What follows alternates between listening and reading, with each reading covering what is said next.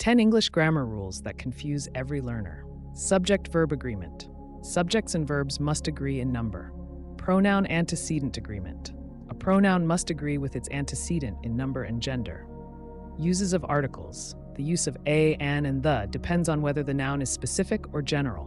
Difference between who and whom. Who is used for subjects, while whom is used for objects.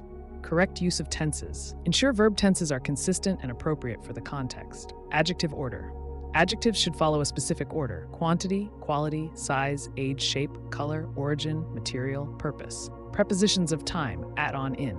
At is used for precise times, on for days and dates, in for longer periods. Use of modal verbs.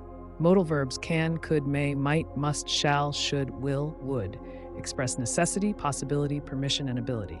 Conditional sentences. Different types of conditional sentences, 0, first, second, third, express various degrees of possibility.